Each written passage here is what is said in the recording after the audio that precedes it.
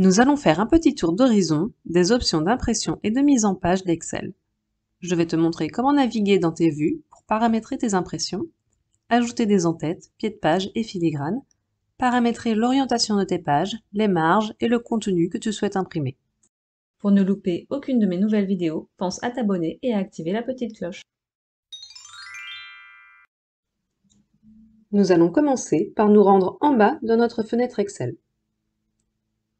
Sur la droite, nous avons une barre de zoom. À gauche de cette barre de zoom, nous avons 3 boutons.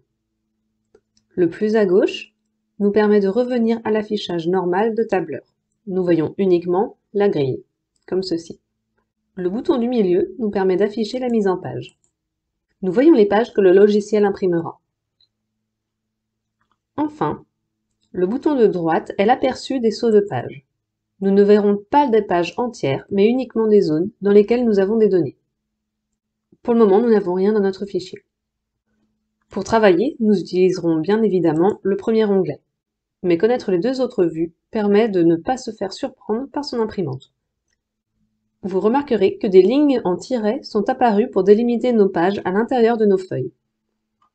Ici, entre la colonne J et la colonne K, et entre la ligne 30 et la ligne 31. Par défaut, l'impression sera paramétrée en portrait. Il est possible de changer l'orientation d'une feuille. Ici, par exemple, le mot donné est à cheval sur 2 feuilles. Je souhaite donc changer l'orientation de ma feuille. Pour cela, je me rends dans Mise en page, puis je clique sur Orientation et je choisis Paysage. La ligne qui délimite mes feuilles s'est déplacée. L'orientation est liée aux feuilles et non au classeur. Il est donc possible dans un même classeur d'avoir 2 feuilles paramétrées en portrait et 3 en paysage. Tout comme dans Word, il est possible d'insérer un saut de page dans Excel. Nous sélectionnons la ligne ou la cellule à laquelle nous souhaitons insérer notre saut de page. Nous nous rendons dans Mise en page, puis Saut de page. Insérer un saut de page. Dans l'aperçu Mise en page, nos 4 premières lignes apparaissent sur la première page. La seconde page commence à la ligne 5. Si nous allons dans la vue Saut de page, nous voyons bien nos données sous forme de grille. Dans le premier encadré, nous voyons les données qui seront imprimées sur la page 1 et dans le second cadre, les données qui seront imprimées sur la page 2. Pour ajouter un en-tête ou pied de page, nous pouvons nous rendre dans le ruban Insertion, puis dans la zone Texte, nous pouvons choisir en-tête et pied de page. Cela nous amène directement à notre vue mise en page. Nous aurions également pu y accéder en cliquant en bas sur notre vue mise en page, puis en sélectionnant notre en-tête.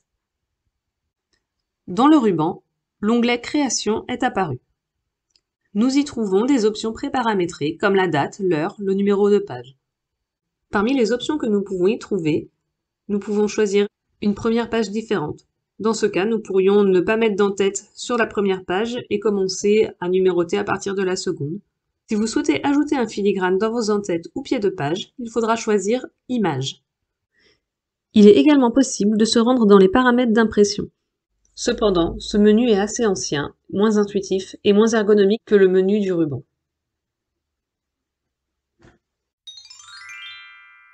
Dans vos impressions, vous pouvez choisir d'imprimer ou non la grille.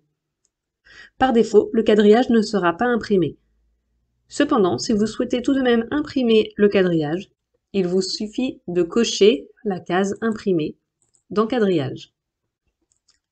La partie en tête que nous voyons ici permet d'imprimer les numéros de colonnes et de lignes. Si vous cochez Imprimer, vous verrez donc les colonnes ABCD et les lignes 1, 2, 3, 4, 5 sur votre impression. Nous pouvons choisir de modifier les marges. Nous nous rendons dans Mise en page, Marge. Nous pouvons choisir des marges prédéfinies ou nous rendre dans Marge personnalisée.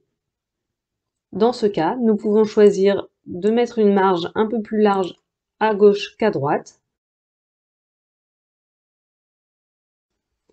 Ici, ma marge est plus étroite à gauche qu'à droite. Je me rends donc dans Marge, marge personnalisée, puis je sélectionne Centrer sur la page horizontalement. Je valide.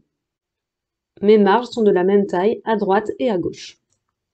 Nous avons vu ensemble quelques fonctionnalités d'Excel qui vont te permettre de paramétrer tes feuilles avant de lancer une impression. Tu sais ajouter un en-tête, un pied de page et un filigrane. Je t'invite à présent à tester ces fonctionnalités. Si tu as aimé cette vidéo, n'hésite pas à commenter, liker, partager et je te dis à